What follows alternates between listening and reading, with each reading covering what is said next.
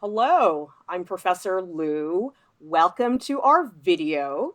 Today's stream, we've got two guests who some of you might actually recognize because they were here a few weeks ago. We have Owen Rival and Tamara Miller, who are currently students at the Rhode Island School of Design, which is the school where I teach. And they are going to give us some insight on what it's been like the past few weeks trying to learn studio art remotely. We're going to hear about their studio space and their practice. If you guys would like to learn as an artist, we've got everything you need here at Art Prof, critiques and tutorials to keep you busy. All right, so we're talking about this concept of art school during the coronavirus, which really feels almost impossible to take a topic which is so hands-on and translate it into this remote experience. Let's talk about your home studio spaces first, because I think as artists, the space that you work in is so important. And in a lot of ways, it does determine what you can or cannot do in your studio practice. So, Tamara, can you just tell us a little bit about what your studio looks like and how you've been able to organize it? Yeah, so my studio is in the basement. My mom's an artist, so I have an easel set up and I kind of turned this little table. I have this large pinball table, and that's my table that I'm using to do most of my work. And then I also have a little stop motion area where it's on the ground, and then I have lights hitting it at different angles. And then I took this wood saw thing. You use it to saw metal, like little metal, because my mom made metal jewelry. And so I took that, and that's where my phone sits. And then I zoom in just a The little bit. thing that's on the edge of the table in between the lights? Oh. Yeah. So that's a So I put my metal phone. thing that holds your phone into place? It's like a piece of wood where you put the metal, you put the metal on top, and then you saw in that little. There's this little dash in between, that's open. But I stick my phone there. It's like a little wood thing that sticks out that you use when you saw thin metal pieces of Tamara, I glass. feel like you And so should I'm patent this and sell it because it's sort of brilliant the way it's clipped on the edge of the table. Did you just make that up for your studio? No, that's how it works. You're supposed to clip it to your table so you Oh, can okay. saw things. But I'm using it to put my phone down so I can Wait, animate. it's not for So animation. It's just a clip? no, it's just a clipped thing that you use to saw. You use it to saw metal, but I'm using it to put my phone Oh, that down. is hilarious. See, I'm such a fan of It's stuff like that, taking everyday items and repurposing them for some other use. I think that's phenomenal. Okay, so you've got stop motion animation going on in your studio. What else have you set up? We have this image here of your table. Looks like you have a lot of pen and ink wash illustrations. Can you tell us about your big table and how that works for you in your studio? Yeah, I kind of put little things into groups and have everything around me. So as soon as I want to start working on something, I can just start picking it up and having everything laid out. And that's kind of how I would normally work in the studio space we have at college. Um, but I can leave everything out now at any time, which is kind of So you can beneficial. really spread your Um, wings in this space. Is that important to you? Yeah, I think that it's really helpful to especially leaving animation stuff out, or being able to see everything that you're doing at once and stopping and starting things when you need to. I think that's really helpful. And how do you Um, feel in this space now? Do you feel comfortable? Does it still feel a little awkward? it's kind of weird. My basement's really cold, so that's hard because I'm I don't want to work because I don't want to go downstairs to the really cold basement. But I'm getting used to it. And it's really helpful that it's like not a part of the rest of the house. It's like downstairs, and I have to go downstairs to get to work, and like it's its own space, which I think is really helpful for me. So you actually do have a physical shift of space in that you're not just like, say, working in your bedroom where there is no commute, for lack of a better word. You have a commute of going down the stairs, which I guess is better than nothing, right? Yeah, you like pretend that it is a commute in some ways, as cheesy as that sounds. I don't think it's cheesy at all. I mean, one of the tips that I have been giving to a lot of people with home studios is that it's very helpful to simulate a commute just to separate your personal life from your work life. Sometimes that's very helpful. Owen, let's look at your studio. Your studio's a little bit smaller than Tamara's. Can you tell us where your studio is? So my studio is not really a studio as it is my bedroom. So I have like 2 desks, one where I have like, because I do a lot of big sort of long-term drawing projects. So one is for the drawing project, the other is for the items. And I have a couple chairs where I'll like paste reference photos. So it's a very like makeshift sort of like kind of hacked together studio space, but I do find it to be working. I don't know. I feel like for the most part with my studio space right now, the big thing I'm quite jealous of Tamara is that distance, right? Like I feel like sleeping in my studio or my bedroom has been difficult and just like adjusting to it. And I feel like I'm kind of like, I do have quite a consistent routine, but like I go to my bed and it's like, no, it's the studio. It's the whole like, don't work where you eat situation. So yeah. It's like your worlds are colliding. All of a sudden, they're all together in this one space. Totally. Let's see. In the chat from Ripple of Aqua, they're saying, yes, support that special awareness. Shift to your work in headspace. Yep. I mean, I'll tell you guys, when I first started working at home, I mean, I was a little bit older than you guys, but I found it really hard because have you guys ever had this thing where you're working and you're like, oh, I really should do the laundry. If I just do it now, I won't have to do it later. And it's like after a certain point, I had to tell myself, okay, no chores. As tempting as it might be to like get ahead of something that you know you have to do later, you just have to say no, because you will never get anything done if you don't have that separation of headspace. Totally. So, Owen, what type of media are you working in your bedroom? So in my bedroom, I'm using pretty much exclusively colored pencil now, which is a new media for me. But I'm sort of staying away from wet medias just so that way I don't get it all over the place. And yeah, it's like sort of like colored pencil and digital art are really the two. Now, Owen, if you were still on campus, would you be doing stuff that's a lot messier that you're not doing right now? Yeah, I would definitely be painting traditionally, probably with oil paint. Definitely bigger canvases, bigger things, sort of like trying to, I don't know, I feel like I try to utilize the facilities on campus as much as possible. And so being at home has been kind of restrictive of that, but also has made me like try to think like, okay, well, how can I still get this kind of done? And Tamara, how about you? Is there any material that normally you would be using on campus that you can't use anymore, or are you pretty much doing what you would be doing at school? I feel like I'm probably doing the same things that I would be doing at school. Besides that, I'm not able to use printers or like the computer stuff, which I definitely feel like I would probably use a little bit more if I could, especially like scanning things and stuff like that. I really miss that.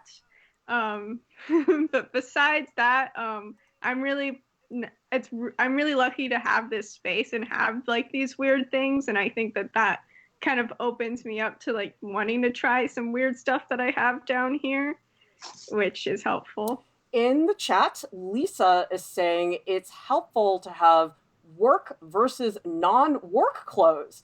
Oh, that's interesting. Oh. Do either of you guys do that? Do you have these are the work clothes and these are the non-work clothes? Tamara, do you have that? I try to, well, in the beginning, I tried to like get dressed, but now it's kind of like I put the hoodie on and that's good enough. So I should really start doing that again, actually. But that's like a great thing that works. And I do that at school too. Is like I like to get dressed for class. Makes me feel like I'm doing stuff. Like, Owen, how about you? yeah. Do you have a fashion change in the middle of the day to shift your mindset to studio? So I don't necessarily have a fashion change, but I have two fashion items that I think are worth mentioning.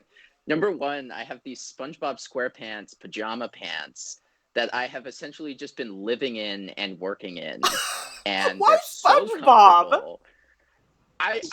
Well, my mom had gotten them for me as a gift, and it was probably just about the best gift I've gotten in the recent future. So that's been good. And then also because of quarantine and the inability to get a haircut, I've had to rip up a shirt and wrap it around my head as a headband. So I don't have a full set, but I have like a working headband so my hair doesn't get in my eyes when I Okay, draw. now that you've mentioned the headband, I think we got to see the headband now, Owen. Oh my God. It's your fault for bringing it Let me up. see.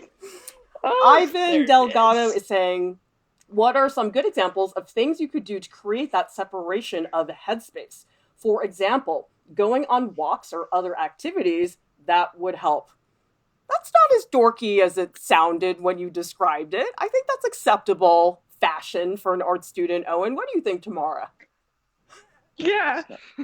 I think it's It's got fine. a little tag coming out on the side. Just tuck it in.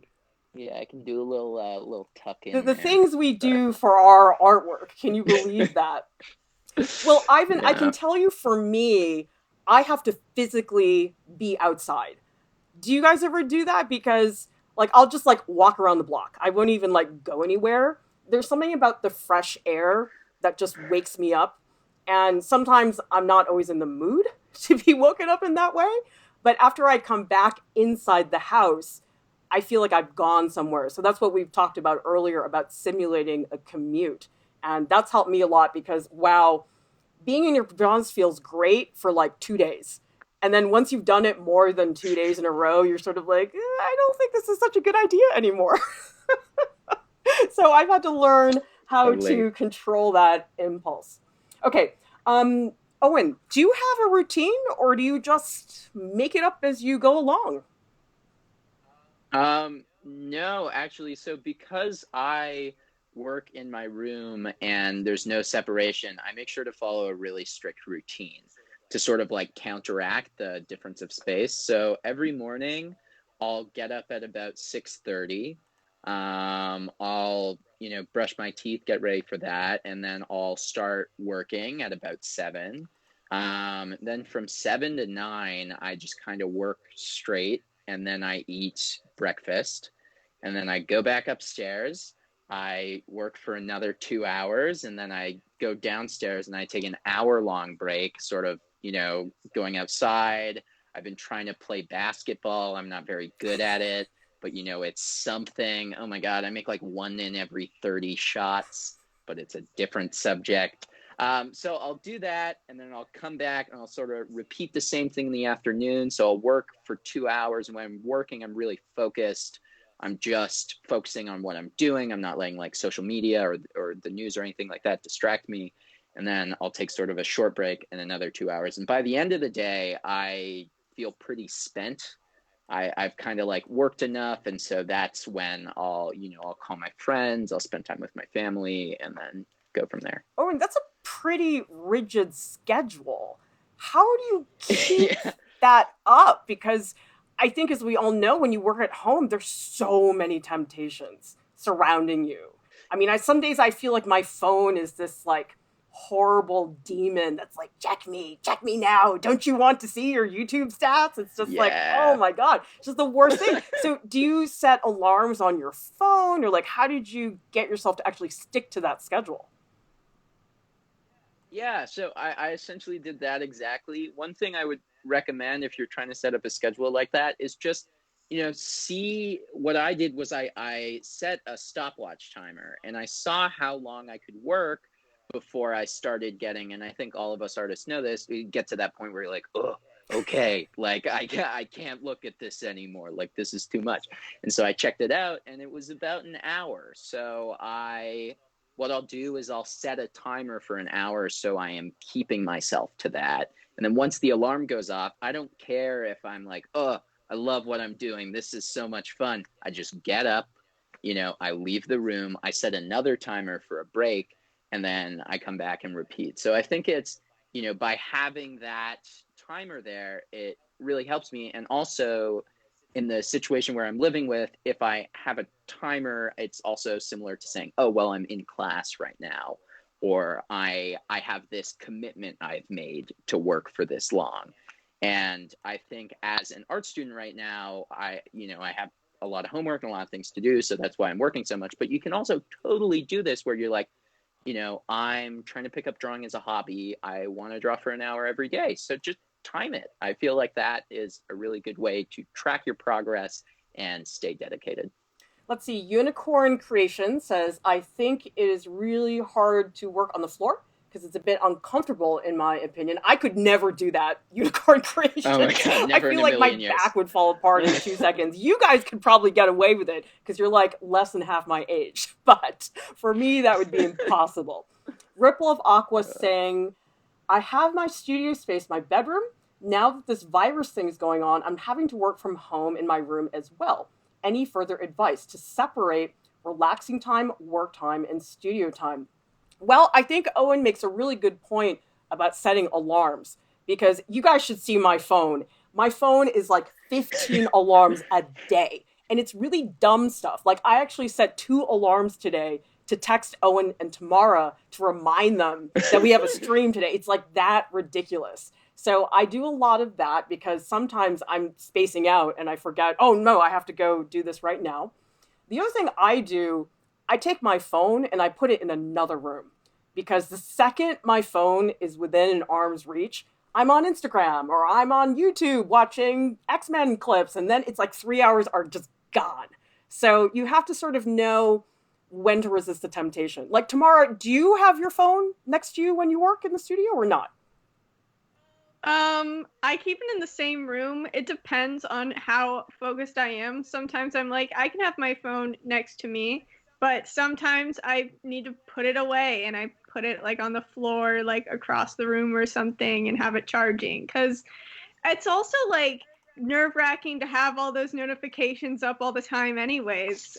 So I think that it's really beneficial just to put it away sometimes and just get involved in what you want to do. Exactly. I know it's really hard some days. Okay, so Tamara, do you have a schedule like Owen or not? I don't have as strict of a schedule, but I kind of have things that I do before I start working. And then once I start working, I like kind of continuously do that until I need to stop. Because I've always kind of struggled with staying focused. So at school, I would always eat before I work, and I continue to do that here. So I eat when I wake up in the morning, and then I'll work after that. But I need to have something in my system to wake up. And then at night, I kind of stop working because like my family wants to hang out or like different stuff. But then I'll probably continue to work at night until I want to go to bed. And I try to go to bed at the same time, like around 12 to 1 every day, and wake up around 8:30-ish every day. So that is a pattern that stays consistent. Yeah. So it sounds like the two of you really rely on those routines to keep you going. Owen, would you say that's true? Oh, 100%. Like my routine is everything. Without it, I would be broken. No. But yeah, I rely. See, the thing is, that all this stuff, joke. I feel like it's so not glamorous, and it's not romantic, but it's like you need these things to stay on track if you want to work independently. Neil Espinoza is saying, everyone in my family teases me. every time I work, sometimes it's okay, sometimes it gets really frustrating. My house is really small, so there's no way to get rid of my family. Any tips to stay focused? Whoa.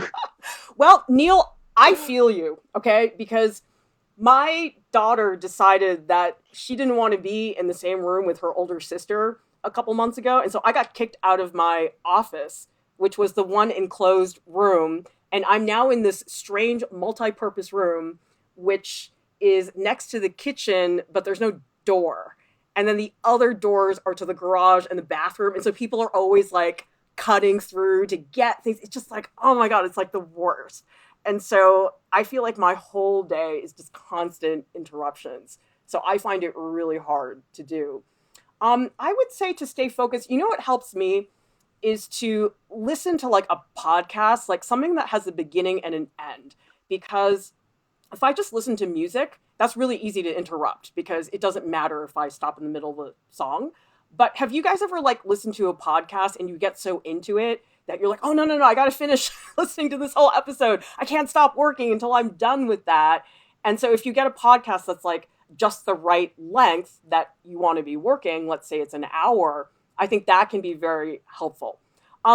Tamara, do you listen to music or podcasts when you're in the studio? Yeah, I listen, or like documentary series, because you don't really have to watch those, you can just listen to them. I do a lot of bit of that and like YouTube and stuff, but like people mostly talking or podcasts, all of that. That's, yeah, definitely. Owen, do you listen to music or something else? Yeah, I listen to a combination of classical music and sports podcasts. Uh, Right. which is, I don't know. It's a good time, but All right. Well, let's talk about how classes are going for you guys. You're both at RISD and you're both, I'm assuming, taking a whole bunch of studio classes. What has it been like making that transition to learning remotely? I mean, I'll tell you guys, I'm only teaching one RISD class, and I'm just picturing in my head doing all that work 5 times in 5 different ways because every teacher has a different form of communication or some other platform that they want to use. I don't know how I would balance that. So, Tamara, how is that going for you, just learning remotely in general? I think it's can be hard because it's hard to get motivated to do certain things because you're not in the atmosphere that you would normally do it, and it's also hard to see like what your friends are doing and what work they're doing, and stuff like that. Also being on a 5-hour Zoom call and like learning new stuff can be really difficult to focus with. 5 hours is a um, long time. When do you start to tune out? Because I'm done after about 45 minutes, honestly, and I'm the teacher. So I don't know how that's happening. I mean, Owen, are you having 5 hour long Zoom calls? yeah. Yeah, it's tough. I think it for me, even in person, I can really only actively like absorb information for about 2.5 hours, maybe three, if I'm like really focusing. So I think the notion of like trying to do a 5 hour video call is just ridiculous. Like, unless you're kind of, talking about stuff, hanging out and talking with like your friends and stuff, whatever. But if you're trying to teach information for 5 hours straight, I feel like that's a little bit crazy, especially on a digital platform. Yeah. I mean, I don't know how people are doing that. And I can imagine that maybe it's because people think, oh, well, I teach a 5 hour class. Therefore, the calls have to be 5 hours. And the thing I can say, my best example is that teaching from a brick and mortar classroom and then switching to remote, it's not a direct translation. It doesn't work that way. It's like what was a 5 hour class can become 3 separate meetings spread over 5 days, splitting up 4 students at a time. And I think people don't realize that. You're not translating English to English here. You're translating like English to Japanese, where it's like the whole structure of everything is so different that you just can't be so literal. about how you organize things. So, okay, we have 5-hour Zoom calls. What about handling all the communication with your teachers? How is that going? Owen, why don't you go first? Sure. So for me, it varies class to class. Like I feel like there's certain classes I'm taking where I'm communicating with my teachers through like a group setting. Just like we have like a Facebook page where we all post our work and we comment on it, but then we also have a Zoom check-in call. So I feel like that double is working. But then I also have other classes where they try to do like a 5-hour group critique over Zoom. And Yikes. I feel like communication wise, that just isn't working. And it becomes an issue of just like an inability to focus. The feedback people are getting is not really that great because most, like, by the end of it, people are like, oh my God, I do not want to be here. So I feel like for me, I found the most success when like the group critique settings are actually like written out and then the check-in calls are over video. Mm-hmm. I mean, basically, what I told my students, first of all, I'm not running 5-hour Zoom calls. I have split up my students into groups of 4, and I only talk to them for Wow. about an hour at a time. And basically, I said to them, okay, this is how it's going to work. We're going to talk for an hour, and you guys are going to frickin' pay attention. You're going to mega participate, and you're going to really focus for 1 hour, and then you're done. That's what you're going to do. Like, I would much rather just Totally. consolidate it and just like demand their Yeah. absolute attention for an hour and then say, okay, go space out. That's fine. Like, it's not a Yeah. good use of their time if you're like half paying attention. I mean, I have students who are like, yeah, I was playing Animal Crossing for 3 hours. I had another student who said, yeah, I was like eating this fried chicken the whole time. And I was like worried that my audio was going to be on and everybody would hear me eating fried chicken on my bed. And people are like entertaining themselves during these Zoom calls. It's a little bit silly, I think. Tamara, what about interacting with the other students? Do you feel like you're getting to do that the way you want to? I mean, do you guys ever have like just hangout calls between students, or how are you communicating with your peers? Yeah. I feel like using social media and stuff and like texting people, like I've been talking to my friends and talking to other students and seeing other work from online.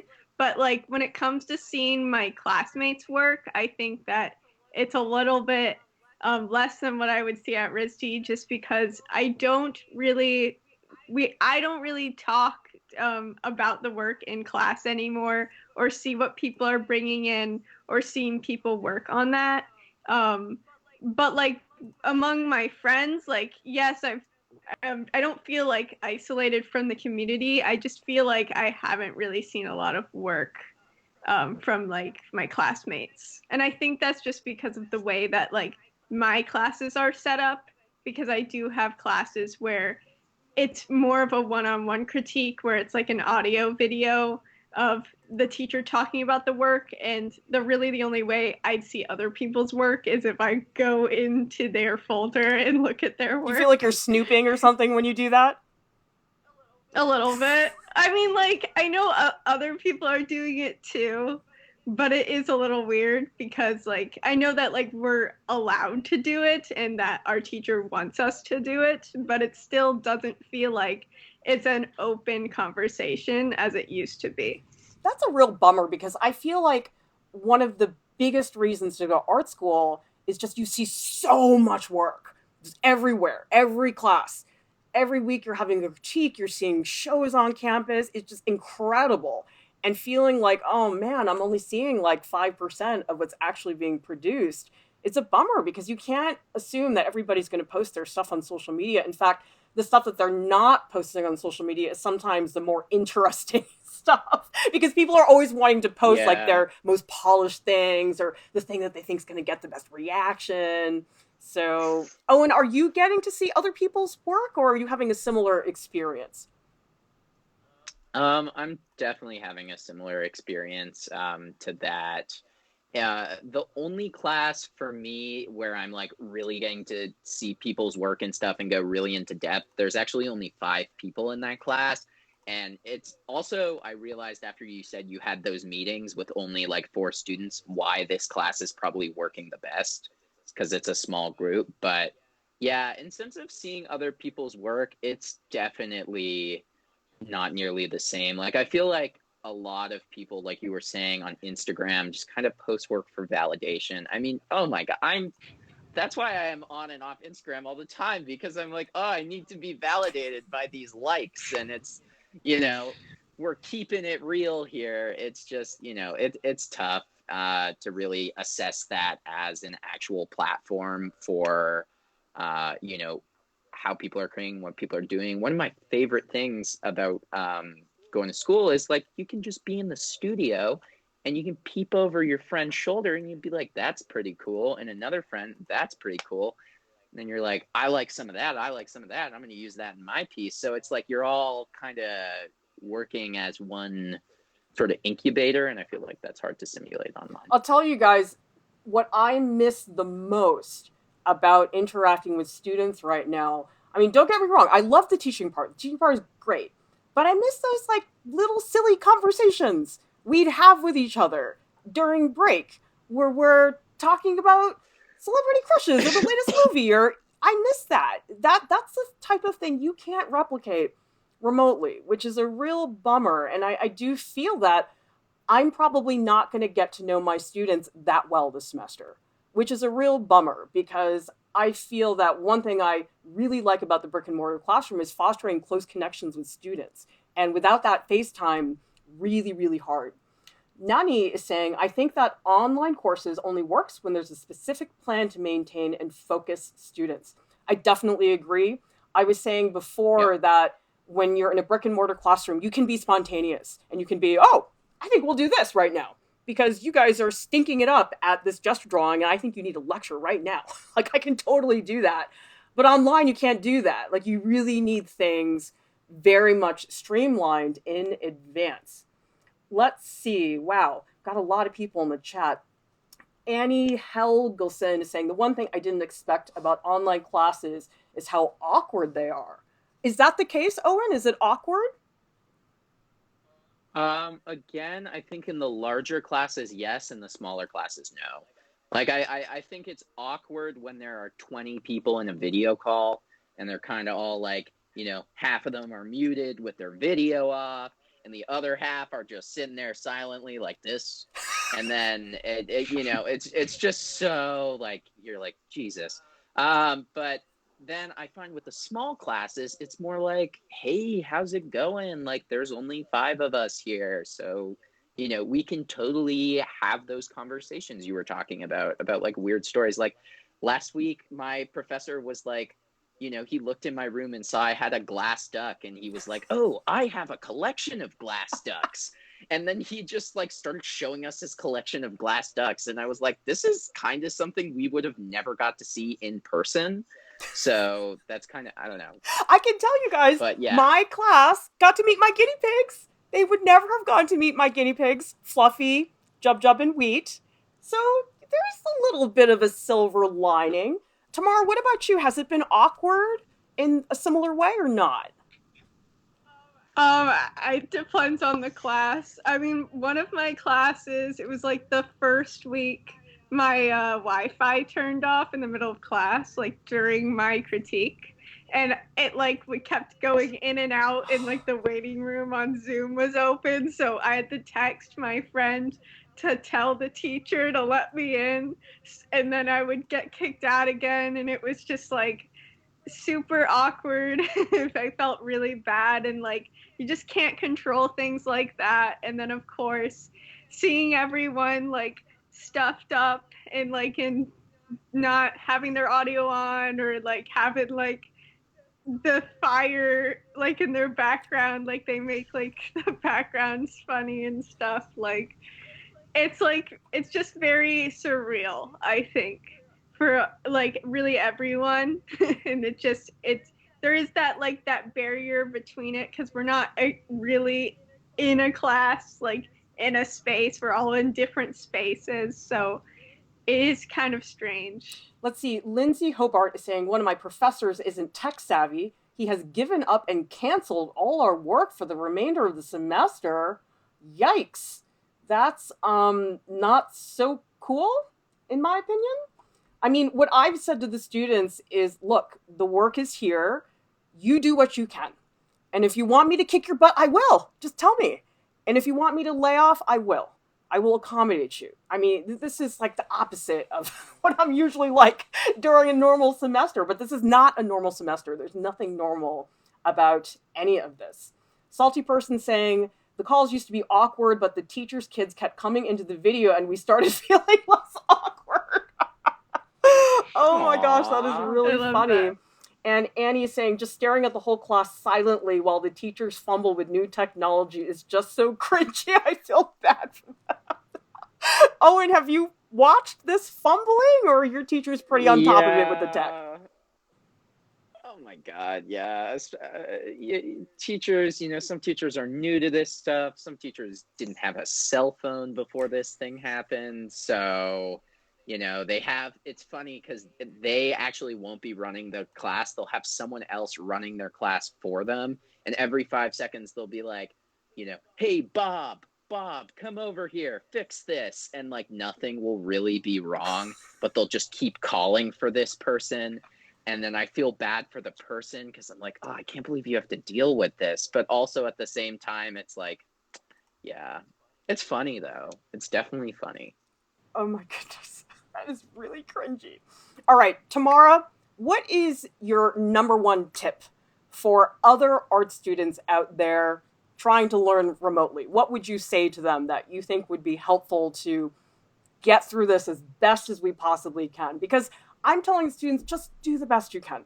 Whatever version that is, that's it, okay? And if the best you can is just a little bit of sketching every week, that's okay. It's totally fine. So what's your tip, Tamara? I think make a list of something that you need to get done that day. It could be one thing super simple, and just try to do that. Something to keep you motivated and like to get excited to do work. I've also been told to do the ugliest thing first. So if you make a list and there's like 5 things on that list and there's one thing that you really don't want to do it first, get it out of the way, and then you can relax a little more. Because I totally have done the opposite where I'm like, oh, I don't want to do that. I'll just do this first. Okay, I'll get to it later in an hour. And then it's like I spend my whole day dreading that one obnoxious thing that I don't want to do. I really should just get it done.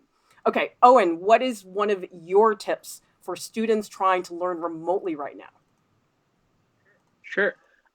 So my number one tip right now is that you should try to do the stuff you want to do. And I know this sounds really cliche and really, kind of obvious at the same time, but I think a lot of people, especially in art school, get very caught up in the prompts. They're like, oh, this project is good, but I don't like the prompt. And like, because of that, it's kind of ruining this for me. And my advice is right now, I don't think stuff like that matters. Like, if you're like, oh, I really want to draw this portrait, or I really want to, draw this scene, or work on this animation, or do this thing that I've really wanted to do, I think now is the time to be like, hey, teacher, this is really what I want to do. And, yourself, you're going to be more invested in that project. You're going to want to work more on that. So focus, think to yourself, like, what do I want to do right now? What is really making me excited, and do that instead of trying to force yourself to do like a dry prompt that you otherwise wouldn't like. I don't think it's cliche at all. I think actually for a lot of students, it is really hard to do what you want to do, because I think some people feel that maybe they haven't earned the right to do that yet, or they think, oh, the professor wants me to do this, and they want me to do. I'm like, don't do what you think I want you to do, because that is guaranteed to make you miserable. Don't do that. Do what you want to do. It's a lot easier that way, in my opinion. If you guys enjoyed this conversation with Owen and Tamara, we have another video that we published a little ways back.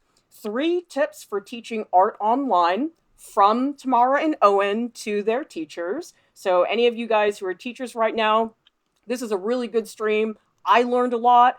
You guys gave me all these tips that I honestly would never have thought of on my own that I actually implemented. And thank you so much. My gosh, some of those tips really made my life a lot easier as a teacher. So watch this stream because it's a really good conversation. I would love for all of you guys to join us in Discord because guess what? We're having so much fun in there and everybody's nice. I'm like, oh my God, there's part of the internet where people are nice and encouraging and supportive and want to help each other. That is the Art Prof Discord. So go down to the video description below. There is an invite link. Come hang out with us. I'm in there way too much. Like, I really am like, Clara, you got to get some work done. But it's fun. Like, I love talking to you guys. It's really, really cool. So hope you guys join. Hope you will explore artprof.org. Lots of free goodies for you guys on that site. And I also hope you will subscribe to our channel and join the Art Prof family because we're awesome, basically. Actually, that's something my daughter has been saying lately. That's her new catchphrase. She'll just come up to me and say, Mommy, I'm awesome. And I'm like, awesome. I'm awesome. Like, I've been trying to like channel the awesomeness. So hope you guys will hang out with us. Thank you so much to our top Patreon supporters who make all of this possible. Thank you to you guys in the chat. Love your comments. Love your contributions to all of our conversations. And thank you, Tamara and Owen, for dropping in and letting us know how things are going. Thank you guys so much, everybody. Please stay safe. We will see you next time.